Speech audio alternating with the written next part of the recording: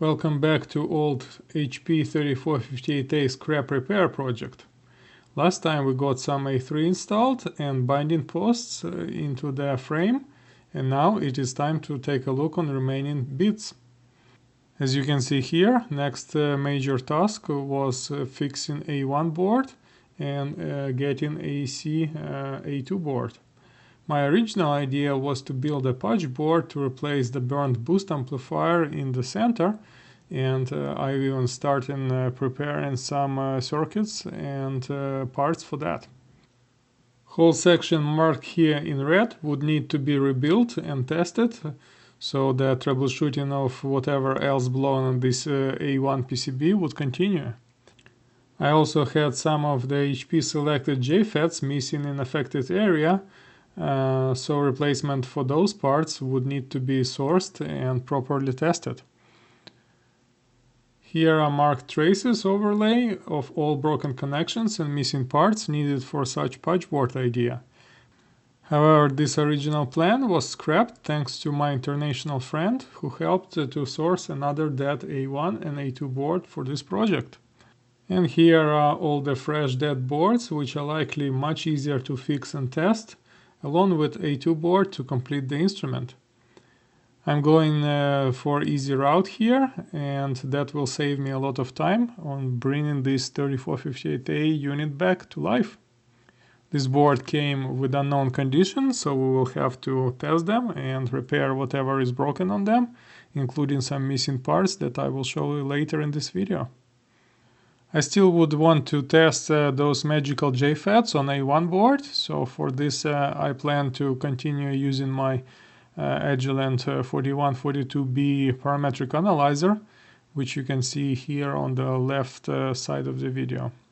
And to interface it, we will need to use Agilent E5810. It's a GPIB to network gateway, because there is no user interface on 4142B unit. I've used this analyzer before for testing some MOSFETs and JFETs in Keithley 2182 nanovolt meter repair project. 4142B is an old mainframe designed to use very capable SMU modules, such as 41421B and 41420A, which I got installed in my unit. Imagine having 4 Keithley 2400s, but with much better current sensitivity, full 6-wire triaxial ports, and pulse measurement capability. Modern alternatives to these instruments are Keithley's 4200, Agilent E5260A, or latest Keysight 1500. Here you see interface cable module with quadriaxial hot plug ports and custom wiring box that I've used to test components and different MOSFETs, JFETs, parts like that.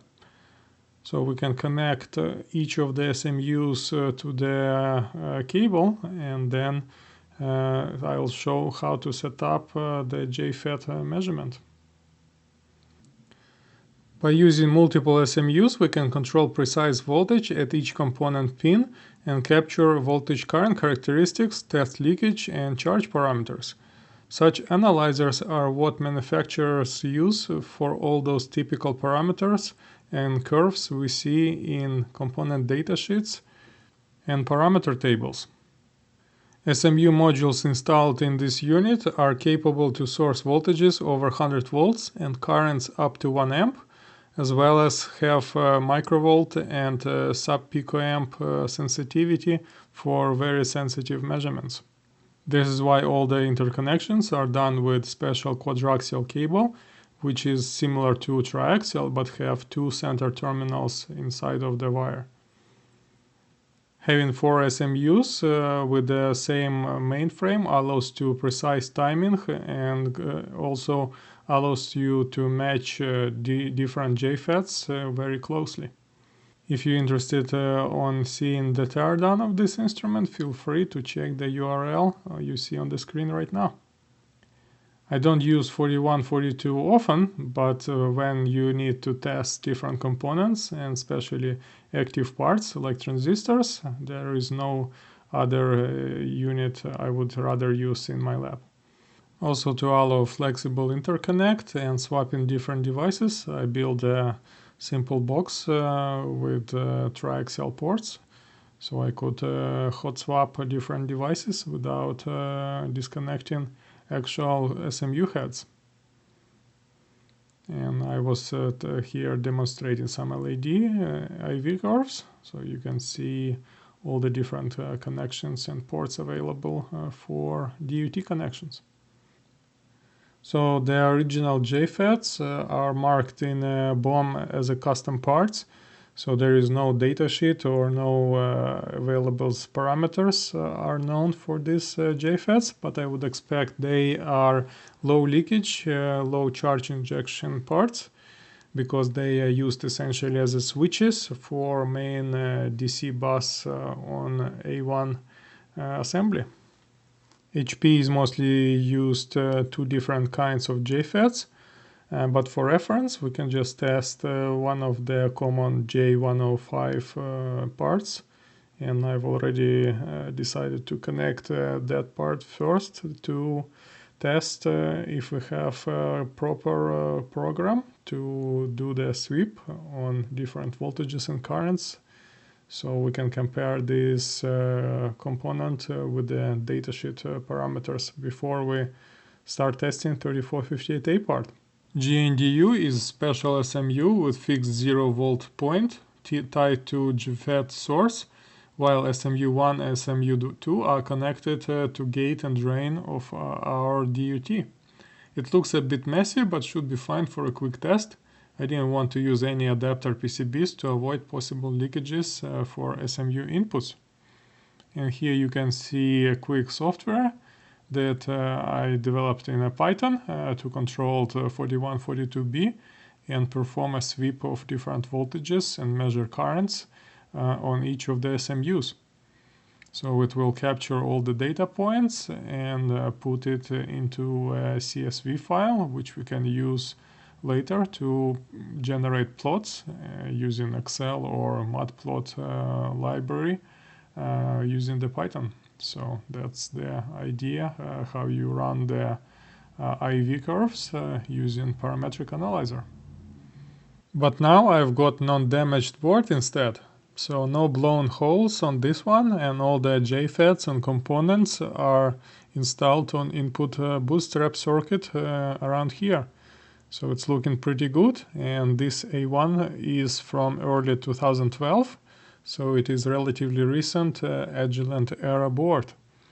PCB appearance is quite a bit different compared to original old HP boards, which have lighter greenish color of the solder mask.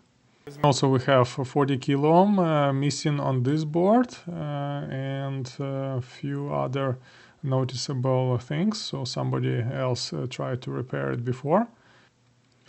So somebody already had a go on repair, but probably unsuccessful, otherwise this board would not end up in my hands. So we can see all the parts in Bootstrap looking good, and it's interesting also to note instead of Koto 3500 relay we have Matter custom relay with a blue casing.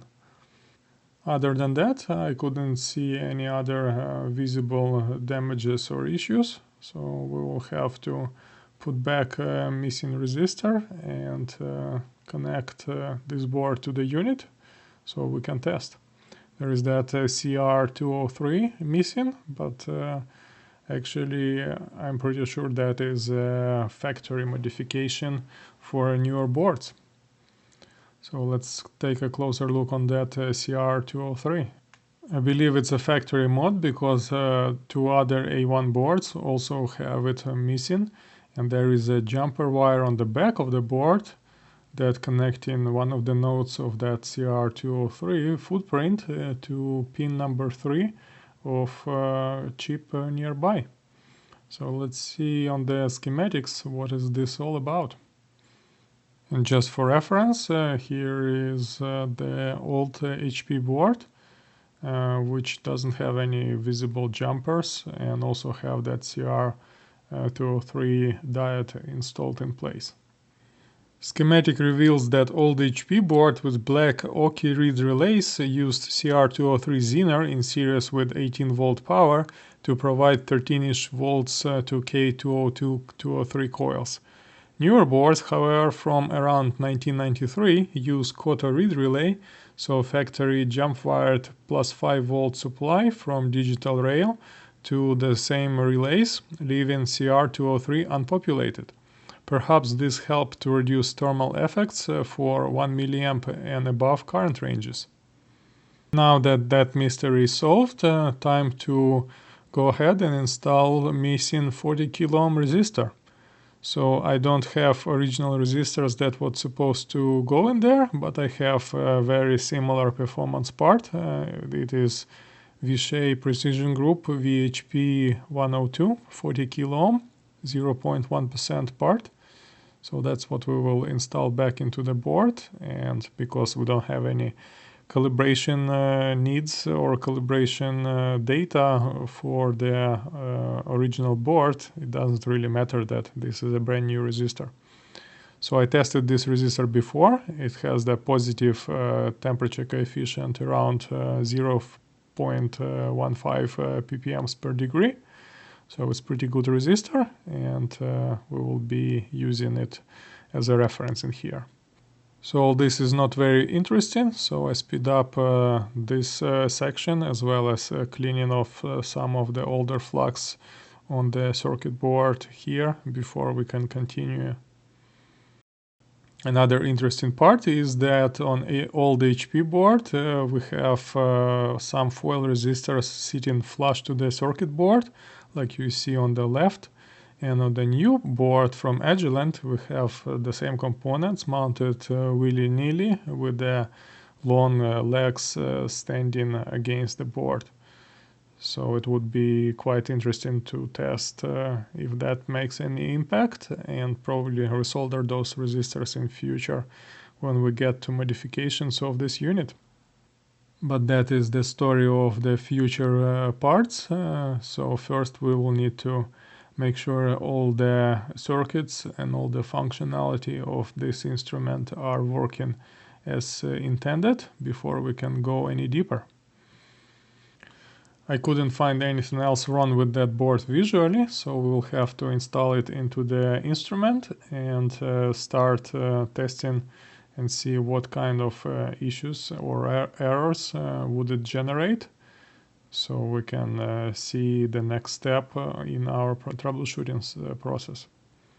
So first I'll need to plug the board into the frame.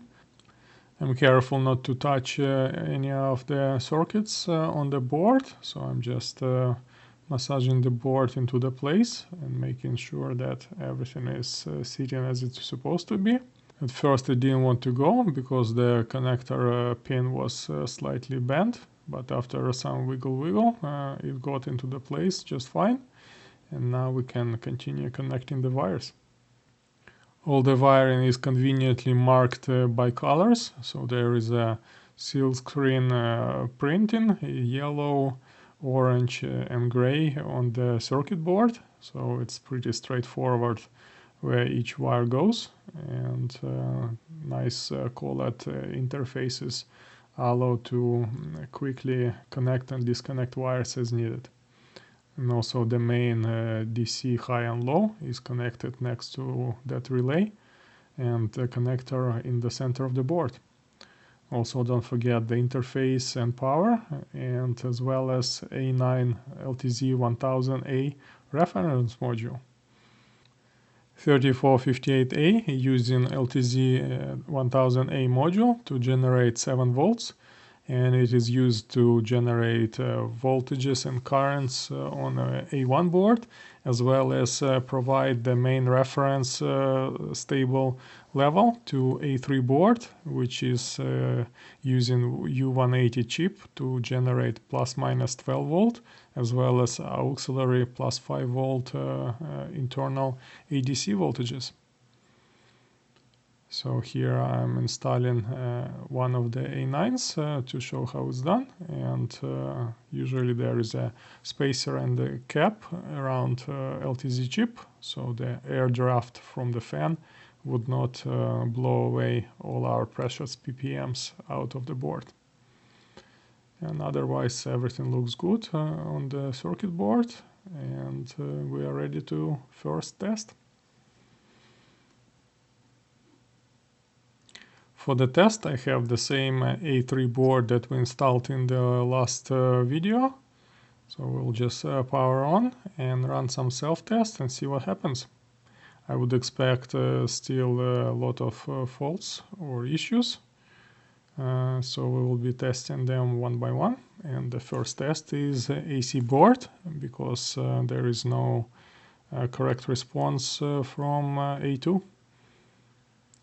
I checked that all the replaced chips don't cook themselves, so there was no smoke or any other visible or smellable issues. So let's see if we can get the readings by setting up a trigger and T-arm to auto. Okay, we got a 0 volt reading. That is quite promising. At least we don't have some overflow or some crazy values. Let's see if we can do 10 LPLC. Yes, we can. And it looks like just high impedance charging up at the input. So that's a good start. Let's run the self-test. Let's check if we can change other ranges. And yes, we can. I can also hear relays clicking when I change the ranges as expected. So at least that part of the A1 board is working as expected, though that's a good sign. What I can do now is to connect a voltage source at input and see if we can get a stable reading and test the ranges further. So for that I can use Keithley 2400. I don't need any super precise or special source for quick check. So this should be good enough, and I'll just plug the high and low and connect the 3458A input. It doesn't really matter what voltage I would program, so I can just use 2.1 volts for the starters. I just want to see if there is a reasonably stable reading at the input or not from 3458A. So let's connect to the inputs, make sure that the front and the rear switch is in correct position, and see what we get. And that is quite concerning, but we don't get any change at the readings. So that's not what I was expecting here. And definitely we have some problem that would need repair on this A1 board. So let's go next step to test A2 board. And before jumping away, we can also run a self-test and ACAL. I'm pretty sure those will fail pretty quick. So let's see that happen. Initial error is not important. That is just meter complaining about broken calibration. But it doesn't matter because we don't have any calibration here. And as expected, the self-test failed. So let's see what the error message is. So it's always important to scroll to the end so we can actually see what the error is, not just generic initial error. And we can run ACAL all just for fun, but it should expect with exactly the same point, because if it doesn't pass self-test, it will never pass ACAL.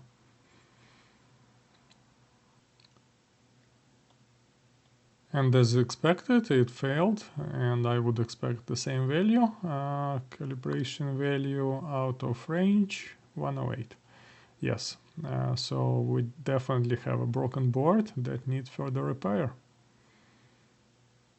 And I also programmed 2400 to source 10 volts connected to the input. I toggled the input to rear and front just to make sure the switch is working and we don't get any stable readings on 10 volt range as was expected to be. But we do get some reading on 100 volt range, so that is quite interesting because 100 volt and 1 kilovolt range using different signal path on DC board. So we'll need to take a look on schematics and see what's going on, why we don't have the main 10 volt range readout.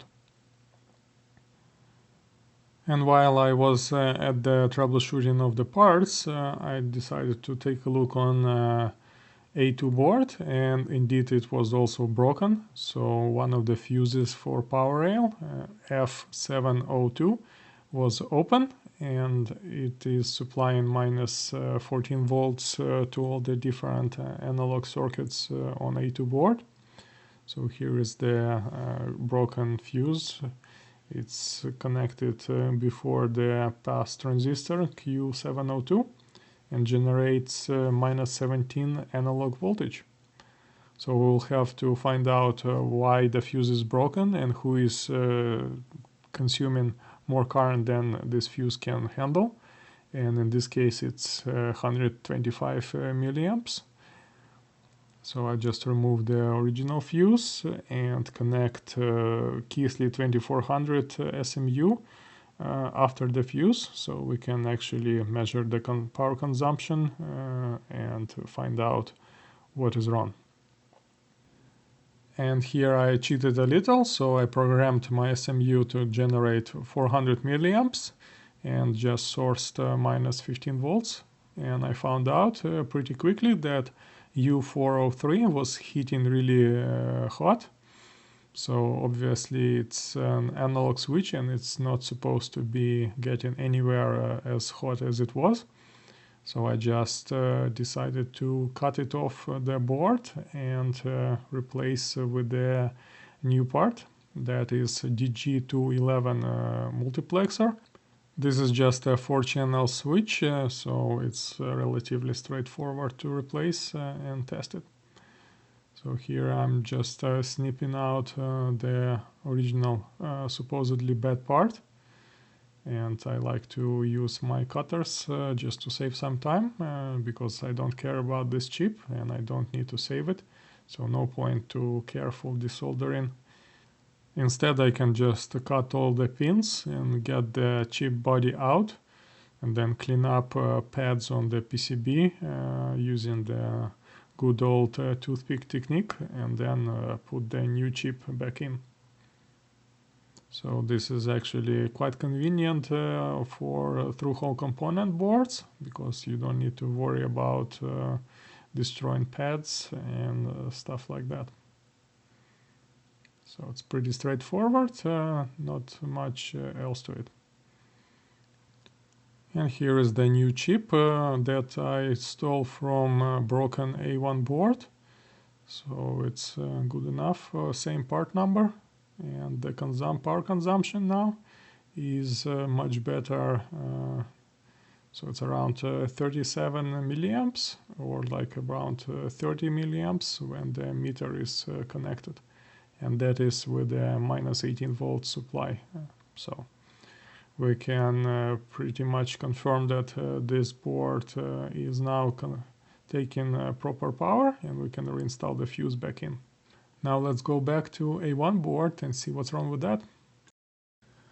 I did some quick poking around A1 board to find out why I had no meaningful voltage reading on main 10 volt range.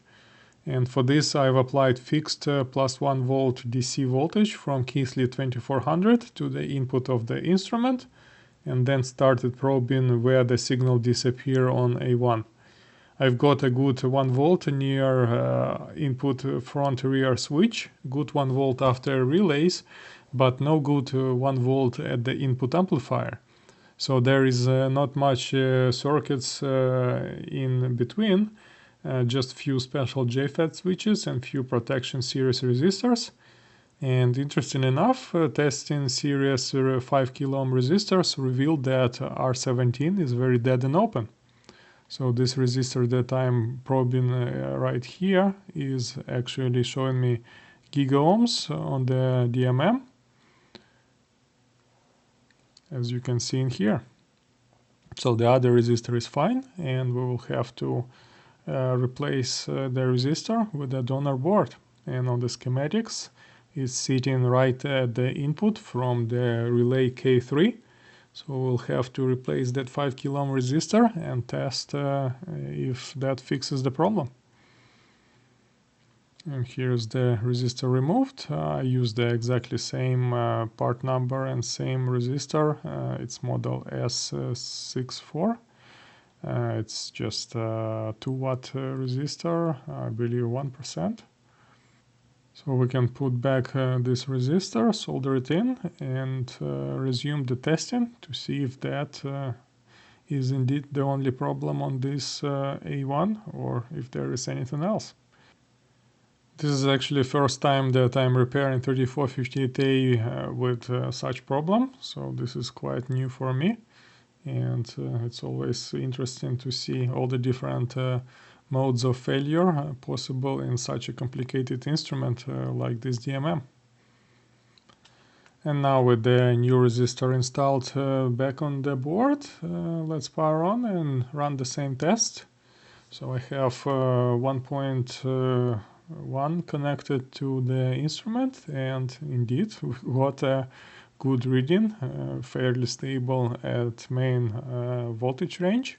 So this is a good start. At least we have a functional input amplifier, and we can run the self-test, see if that reveals any more issues. So that's a very good and promising start. And to skip the chase, I speed up this section of the video so we can see what's going on. Well, this is pretty interesting, but actually it does pass the self-test now, so this is almost too good to be true. The next question would be if it is able to finish the let's start ACAL all and see how it is going. Usually it takes around 860 seconds, but I will speed up this video part as well, because so far it seems to be running pretty happy, and we will see if it can finish. Artifact calibration function is both a strong and a weak point of 3458A. It is using ultra-stable 40 kilo ohm VHP 101 calibrated resistance value and calibrated 7 volt Zener voltage from LTZ 1000A to adjust all gain and offset errors of all ranges and all functions that this DMM provide. This is unlike traditional competitor DMM, which often have a lot of expensive and special components to provide high performance for every function and range. HP3458A is using fewer high-cost parts at expense of its complicated and expensive ADC module. So this ADC is able to provide very good transfer uncertainty, and that's what is ACAL based on. This also means that 3458A have high stability requirements for such ADC to ensure correct operation of the instrument, because there is no way to individually calibrate or adjust ranges in 3458A. So far ACAL is running pretty good, but I feel important to underline that passing self-test in ACAL still does not mean fully working instrument. By its nature, ACAL is hiding all the short and mid-term drift of components very well. To properly test 3458A, one would need to connect external source and known standards to test how instrument behaves without artifact calibration cheating. So real repairs might still wait for me ahead, despite all the passing self-test and ACAL. Actually, I know for the fact that A3 board currently installed in this instrument is U180 drifter and unable to maintain even 24-hour specification. So this is definitely not an instrument that would be able to meet factory specifications if it ran for any period of time. But at least we got a correct readout, and we have good 1 volt and 10 volt ranges. So we have a good A1 board and A2 boards, and everything seemed to be going to the right direction towards repair. So the next would be going back to A3 board and fixing that drift. And to prove my point, I tested this meter in 3 days before this video. So here is the drift of that A3 board. As you can see, it's pretty bad and got to 19 ppms just after 3 days. So we will definitely need to repair that A3. And the specification to meet 4-year spec is that dashed line around 0 ppm. So we're definitely out of spec here. Overall, I'm pretty happy with this project, and thanks to my friend, I was able to get all the main functionality working, saving me quite a bit of time and money on designing patch boards. Thank you all for watching, and see you next time. Be sure to check the article for more details about this project.